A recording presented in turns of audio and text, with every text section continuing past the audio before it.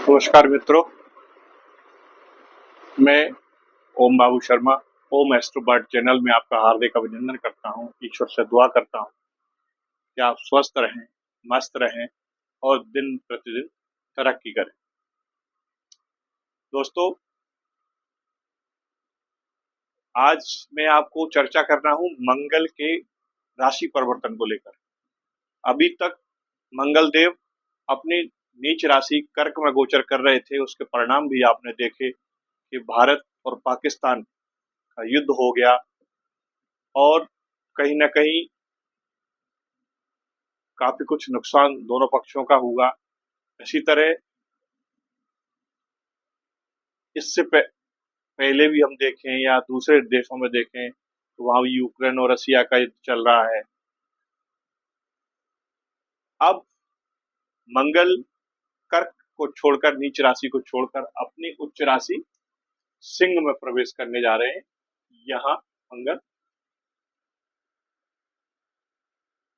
तो ये किस तरह के परिणाम देखने को इनके मिलेंगे, इस विषय पर हम चर्चा करने जा रहे हैं। वर्तमान ग्रह गोचर को देखें दोस्तों, तो शुक्र इस समय मेष राशि में गोचर कर रहे हैं, सूर्य वृषभ में गोचर कर रहे हैं, गुरु मिथुन में है, साथ में बुध भी यहाँ आ गए हैं। मंगल कर्क में थे, कर्क से निकल अब सिंह में आ गए हैं। इसके अलावा राहु 11th में गोचर कर रहे हैं, केतु महाराज भी यहीं बैठे हुए हैं 5वें सिंह राशि में, शनि इस समय मीन राशि से गोचर कर रहे हैं। और यदि मैं इस समय की तत्काल की बात करूं तो चंद्रमा इस समय गोचर कर रहे हैं तुला से। ये बनता है ग्रह गोचर वर्तमान समय। तो मेरा फोकस आज जो है आपको बताना वो ये है कि मंगल के राशि परिवर्तन का किस तरह से फर्क पड़ने वाला है राष्ट्रीय स्तर पर, अंतर्राष्ट्रीय स्तर पर और हम लोगों के, सामान्य लोगों के माने जनजीवन पर।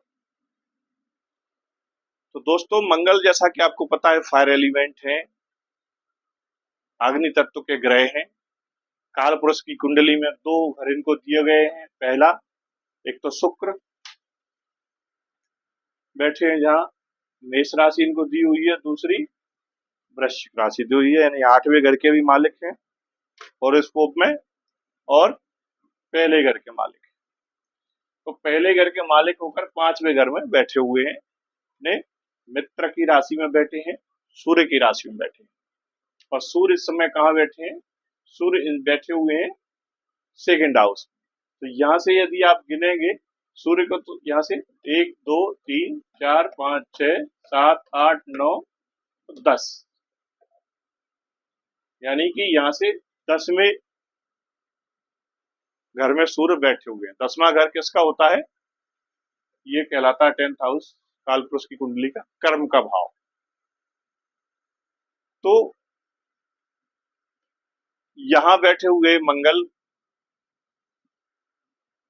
के 10वें सूर्य हो रहे हैं। तो कहने का मेरा आशय ये है कि जो मंगल तत्व की राशियां हैं, मंगल तत्व की जो वृश्चिक लग्न के जातक हैं या जो मेष लग्न के जातक हैं, उनके लिए मंगल और सूर्य की पोजीशन बहुत अच्छी है।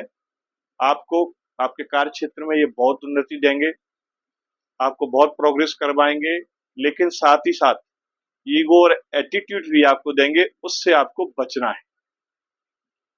क्योंकि सूर्य का काम है, सेकंड हाउस में सूर्य बैठे हुए हैं, तो घर परिवार में आपका ईगो क्लश हो सकता है। इसी प्रकार से कार्य क्षेत्र में जहां आप काम करते हैं, जहां आप जॉब करते हैं या आपका कॉन्ट्रैक्ट करते हैं या प्रोजेक्ट करते हैं या आपका जो व्यापार करते हैं, उसमें इन चीजों को एम्पलीफायर कर देते हैं। दूसरा, केतु के साथ बैठे हैं, राहु से दृष्ट हो रहे हैं, अंगारक योग का निर्माण बन रहा है। अंगारक योग जैसा कि शब्द से स्पष्ट है, अंगार मतलब अग्नि, फायर। तो एनर्जी की प्रधानता बढ़ जाएगी, फायर एलिमेंट बढ़ जाएगा। आपको देश विदेश में बहुत सारे अग्निकांड की खबरें सुनने को मिलेंगी। आपको बहुत सारे जैसे ट्रेन एक्सीडेंट हैं, वायुयान दुर्घटना है या रोड एक्सीडेंट हैं, ये सब आपको सुनने को देखने को मिलेंगे। क्योंकि इसका रीजन एक और बताता हूं मैं। देखिए, शनि कहाँ बैठे हुए? 12th house. तो मंगल की 8वीं दृष्टि शनि के ऊपर जा रही है, तो षडाष्टक योग बन रहा है। यहाँ से गिनेंगे तो मंगल छठे हो जाएंगे, 1 2 3 4 5 6। शनि से मंगल छठवे और मंगल से शनि आठवें। कैसे? 1 2 3 4 5 6 7 8। इसको बोलते हैं षडाष्टक योग। एक से दूसरे ग्रह 6 और 8 के अंतर पर बैठे हुए, और 6, 8 और 12 ये तीनों ही घर अच्छे नहीं माने जाते कुंडली में। छठवां घर, 8वां घर और 12वां घर। तो 12वीं में शनि बैठे हुए हैं और 6 और 8 का इनका आपस का कॉम्बिनेशन बन रहा है, जो कि निश्चित तौर से दुर्घटनाओं की ओर संकेत करता है। अभी कर्क में थे तो दोस्तों आपने देख लिया था भारत पाकिस्तान का किस तरह की पोजीशन बन गई थी। क्योंकि कर्क से निकल के मंगल पहुंच गए सिंह में, तो भारत तो सुरक्षित है, लेकिन पाकिस्तान नहीं, चाइना नहीं, बांग्लादेश नहीं, श्रीलंका नहीं है, अमेरिका के भी पोजीशन कुछ बहुत अच्छी नहीं है। हाँ, क्योंकि सिंह राशि में अपनी मित्र राशि में पहुंच गए, तो जो इंडिया के मित्र देश हैं उनसे इनके संबंध इंडिया के प्रगाढ़ होंगे। जैसे रशिया से अच्छे संबंध बनेंगे, क्योंकि ये कहीं ना कहीं ये हाउस जो है मित्रता और प्रेम का भी इंडिकेशन देते हैं। लेकिन मामला खराब होगा यूएस के साथ, मामला खराब होगा पाकिस्तान के साथ, मामला खराब रहेगा बांग्लादेश के साथ, और इन देशों में अंदर आपस में अंतर कलह मचेगा। देखना आप, ये बड़े बड़े नेताओं को भी खो सकते हैं। बीमारियों का संकेत है ये जो ग्रह गोचर है, ये बीमारियों का भी संकेत है। कोरोना का आप देख ही रहे हैं कि लो बढ़ गया है कंपैरेटिवली। तो ये मैं किसी एक पर्टिकुलर राशि की बात नहीं कर रहा हूँ, मंगल के इस जो राशि परिवर्तन की बात कर रहा हूँ, जो गोचर की बात कर रहा हूँ, जो अंगारक योग बन रहा है, जो विष योग बन रहा है, जो खतरनाक शनि और मंगल का जो षडाष्टक योग बन रहा है, ये सभी लोगों के लिए सचेत रहने का समय है। आप लोग हनुमान जी की सेवा करें, हनुमान चालीसा का पाठ करें, शिव जी का रुद्राभिषेक करें, शिव चालीसा का पाठ करें।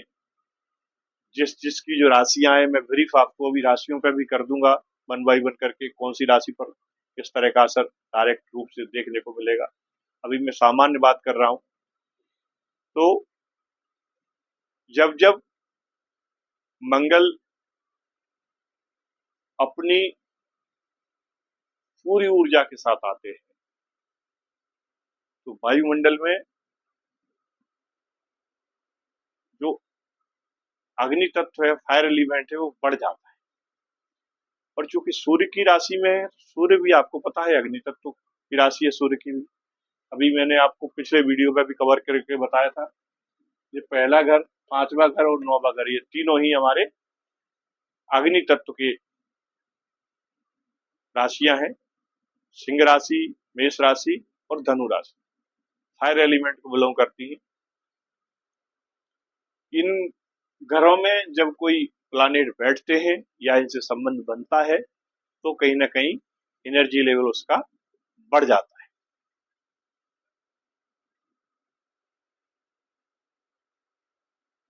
तो दोस्तों, ये जो गोचर है कहीं ना कहीं बड़े उठापटक वाला गोचर है, इसलिए मेरा आप सभी से निवेदन है, यदि आप वाहन चलाते हैं तो थोड़ा सा सावधानी के साथ चलाएं।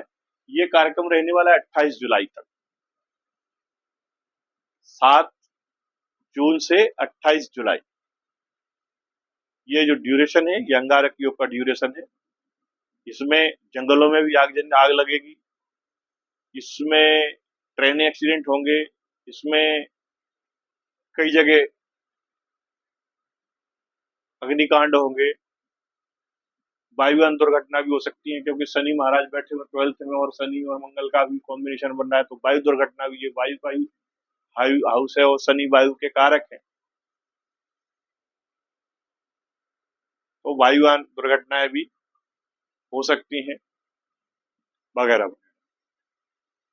तो थोड़ा सावधान रहिए, स्वास्थ्य का ख्याल रखिए, बाजार का तला भुना जंक फूड अवॉइड कीजिए, आपके स्वास्थ्य के लिए खतरनाक हो सकता है ये। तो ये तो हो गई जनरल प्रेडिक्शन। अब अगर आप जानना चाहते हैं तो एक ब्रीफ में आपको राशियों के पर भी कर देता हूं, मंगल के गोचर का किस तरह से प्रभाव रहने वाला है। यदि हम मेष की बात करें तो देखिए, मेष राशि में मंगल 5वें घर में बैठे हुए और 5वें घर से यानी कि चौथी दृष्टि डाल रही है, 1 2 3 4 8वें घर पर जा रही है। तो जैसा मैंने आपको बताया कि चोट चपेट करा सकते हैं, वाहन दुर्घटना हो सकती है, हालांकि बेनिफिट देंगे इस भाव से, आपको लाभ कराएंगे, आपको गुप्त धन पे मिल सकता है, ससुराल से पैसा मिल सकता है, कमीशन से पैसा मिल सकता है, LIC की कोई पॉलिसी आपकी इंश्योरेंस कवर्ड हो गई, वहां से पैसा आ सकता है, कोई आपका बहुत दिनों से गया हुआ पैसा है जो डूब गया है, मिल नहीं रहा है, वो भी आपको रिकवर हो सकता है। लेकिन साथ साथ चोट चपेट एक्सीडेंट की भी हो सकता है। आपकी दृष्टि देखिए यहाँ जाएगी 7th दृष्टि मंगल की, तो आपकी इच्छा पूर्ति भी कराएंगे, आपको यात्रा भी कराएंगे, यात्रा से आपको लाभ कराएंगे। लेकिन वही 8वीं दृष्टि शनि पर जा रही है, तो यहाँ जो है मामला राष्ट्रक योग का बन रहा है, तो खर्चे बढ़ सकते हैं, हॉस्पिटल से आपकी लिंक बन सकती है, आपको जेल भी जा सकते हो, इसलिए लड़ाई झगड़े से बचें, कोर्ट कचहरी करा सकते हैं। बकाया एजुकेशन के लिए ठीक है, संतान के लिए ठीक है आपके। उसके बाद बात करते हैं हम दूसरी वृषभ राशि की। यदि वृषभ से बात करें तो वृषभ से ये चौथे बनते हैं, चौथा हाउस बनता है। चौथा हाउस हमारा सुख का हाउस होता है, आपको पता है जब 4th हाउस में मंगल बैठते हैं तो आपको प्रॉपर्टी तो दे देते हैं, लेकिन माता से के स्वास्थ्य को लेकर या माता से आपका वाद विवाद होने के चांसेस रहते हैं। वहीं 4th हाउस में बैठ के 4th से जब वो सामने दृष्टि डालते हैं आपके कर्म भाव पर, तो वहां भी जो आपका कार्य क्षेत्र है, व्यापार क्षेत्र है, वहां भी झगड़े होने की संभावनाएं बढ़ जाती हैं। तो क्रोध पर नियंत्रण रखें। आप यदि व्यापार कर रहे हैं तो उसको मैनेज करके चलें, क्योंकि आपकी पार्टनरशिप टूट सकती है, और या फिर आपके अंडर में जो लोग काम कर रहे हैं उनसे अच्छा व्यवहार रखें, नहीं तो वो आपका साथ छोड़कर चले जाएंगे। और हनुमान चालीसा का पाठ करें, शिव जी की आराधना करें, ईश्वर आपका कल्याण करे। अगर तीसरी बात करें या मिथुन की बात करें तो मिथुन से तीसरे घर में बैठे हुए हैं, तो ये जो है छोटे भाई बहन से झगड़ा करा सकते हैं। यदि आप ट्रांसपोर्ट का काम करते हैं तो उसमें आपको बेनिफिट दे देंगे, मीडिया का काम करते हैं उसमें आपको चर्चित कर देंगे। थोड़ा सा आपको ध्यान रखना है, वाणी पर कंट्रोल रखें, आप कोई ऐसे स्टेटमेंट जारी ना कर दें जो कि वाद विवाद का या मानहानि का कारण बन जाए। इनको भी मेरी यही सलाह है मिथुन राशि वालों को कि आप जो है गणेश जी की आराधना करें, गणेश जी की सेवा करें, हनुमान चालीसा का पाठ करें। चौथी राशि कर्क राशि आती है। अगर कर्क की अपन बात करते हैं तो मंगल अभी कर्क से निकले हैं और कर्क से ये 2nd हाउस पड़ता है इनका, दूसरे भाव से गोचर करेंगे कर्क राशि वालों के लिए। दूसरा भाव मैंने आपको बताया वाणी का भाव है, केतु वहां बैठे हुए हैं, कड़वी वाणी बोल लेंगे आप, खरा खरा बोलेंगे, लोगों को पसंद नहीं आएगा। तो इस पर थोड़ा सा आपको काम करने की जरूरत है, क्योंकि मंगल केतु के साथ बैठ गए, और कुजवत केतु वैसे ही कहा जाता है, मंगल और केतु दोनों ही एक जैसा व्यवहार करते हैं। तो वाणी पर नियंत्रण रखें, अदरवाइज आपका कुटुंब परिवार से आपका झगड़ा हो जाएगा, वहां आपके जो आपको प्रेम और स्नेह मिलना चाहिए वो नहीं मिलेगा। 5वीं बात यदि सिंह की करें तो सिंह राशि में तो स्वयं में ही बैठे हुए हैं, तो सिंह के लिए इनका गोचर अच्छा है, लेकिन जैसा मैंने आपका क्रोध आवेग बढ़ाएगा, उस पर काम करने की जरूरत है, नियंत्रण करने की जरूरत है। जल्दबाजी में कोई डिसीजन ना लें। यार वाहन चला रहे हैं, गाड़ी चला रहे हैं, उसको भी सावधानी पूर्वक चलाएं। अदरवाइज चोट चपेट हो सकती है।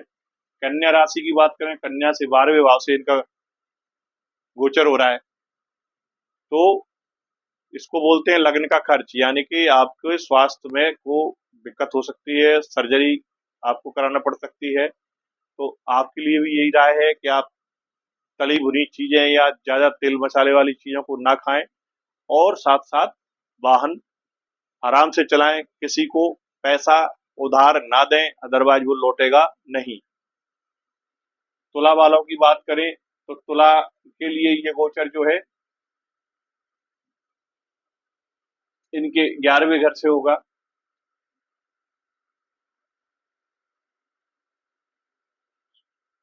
सॉरी, हाँ, 11वें घर से रहेगा। वो 11वें घर से ये बेनिफिशियल है, लाभ दिलाएगा इनको, इच्छा पूर्ति भी कराएगा इनकी।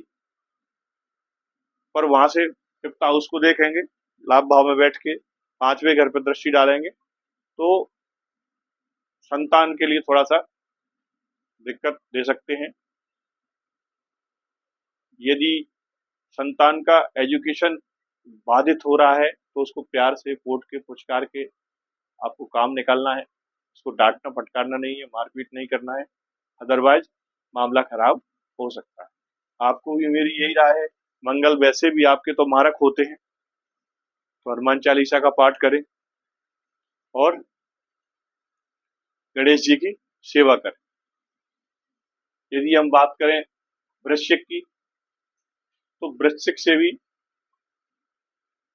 10वें हो गए, कर्मेश बनते हैं वृश्चिक के, सूर्य की राशि है, 5वीं राशि में मंगल गोचर कर रहे हैं, तो 10वें घर से गोचर करेंगे, तो आपको काम में ग्रोथ देंगे, पदोन्नति कराएंगे, मान सम्मान बढ़ेगा। लेकिन कार्यस्थल पर आपको अपने क्रोध पर नियंत्रण रखना परम आवश्यक है, जल्दबाजी नहीं करना है, वाहन सावधानी पूर्वक चलाना है, और माता पिता का स्वास्थ्य का ख्याल रखना है। ये 3-4 बातें हैं जिसकी सावधानी आपको बरतना है। बकाया गोचर आपके लिए ठीक है। यदि हम धनु की बात करें तो धनु के लिए ये भाग्य भाव से गोचर है, अच्छा गोचर है, आपके भाग्य को वृद्धि देगा। भाग्य भाव में बैठ करके 9th हाउस में बैठ करके चौथी दृष्टि आपके 12th हाउस में डालेगा, तो आपको विदेश यात्राएं करा सकते हैं, ये विदेश वहां से आपको लाभ दे सकते हैं। लेकिन वही मैंने आपको पहले सचेत किया, जैसे फिर सचेत कर रहा हूँ, क्रोध की अधिकता बढ़ाएंगे, क्रोध की अधिकता से बचना है, संयम रखना है, जल्दबाजी में कोई डिसीजन नहीं लेना है, अदरवाइज झगड़ा करा सकते हैं, जेल कोर्ट कचहरी कुछ भी हो सकता है, हॉस्पिटल जा सकते हैं आप। ये मंगल का जो आवेग है, जो अंगारक योग बन रहा है राहु केतु के साथ, उससे आपको बचना है। यही एक उपाय, इसके लिए हनुमान चालीसा का पाठ करिए, हनुमान जी के मंदिर जाइए, गणेश जी की सेवा करिए, शिव जी का रुद्राभिषेक करिए, जो आपसे बन सकता है। मकर की बात करते हैं यदि हम, तो मकर के लिए जो गोचर बनेगा वो 8वें घर से बनेगा। चोट चपेट, एक्सीडेंट, दुर्घटना से बचना है आपको, ये 7 जून से और 28 जुलाई तक। लेकिन साथ ही साथ आपको बेनिफिट देंगे, ये गुप्त धन आपका मिल सकता है, काफी समय से जो पैसा नहीं आ रहा था वो पैसा आपका निकल के आ सकता है, ससुराल से आपको बेनिफिट हो सकता है। क्रोध पर नियंत्रण रखें, नहीं तो झगड़ा भी हो सकता है ससुराल पक्ष से आपका। उसके बाद कुंभ की बात करें तो कुंभ से जो आपका गोचर है वो 7th हाउस से होगा। पत्नी से आपको जबान संभाल के बात करना है, पार्टनर से भी जबान पर नियंत्रण रखकर बात करना है, और किसी को उधार ना दें, ये भी थोड़ा सा ध्यान रखें, अदरवाइज पैसा वापस नहीं आएगा, लड़ाई झगड़े की नौबत आएगी। चोट चपेट से बचना है, वाहन सावधानी पूर्वक चलाना है, तला भुना हुआ भोजन नहीं खाना है, क्योंकि पेट से संबंधित चीजें, किडनी लीवर से संबंधित चीजें, स्टमक से पाचन तंत्र से संबंधित चीजें की प्रॉब्लम आपको आ सकती है। आखिरी राशि, अंतिम राशि, मीन राशि की बात कर लेते हैं। तो मीन राशि से जो इनका गोचर जाएगा वो 6वें घर में जाएगा। 6वें घर में भी गोचर आपको पता है ये अच्छा नहीं होता है। हालांकि शत्रु अंता होता है, लेकिन ये कोर्ट कचहरी के मामले में कई बार फंसा देता है, तो थोड़ा सा ध्यान रखें। अगर बैंक से आप लोन ले रहे हैं तो इस समय में थोड़ा अवॉइड करें, करीब 28 जुलाई तक। इस कोई अगर बहुत जरूरी नहीं हो तो आप ना तो कर्ज लें और ना ही कर्ज दें। 2-3 चीजों की महत्वपूर्ण सावधानी बरतना है आपको मीन राशि वालों को। एक तो कर्ज न लेना है ना देना है।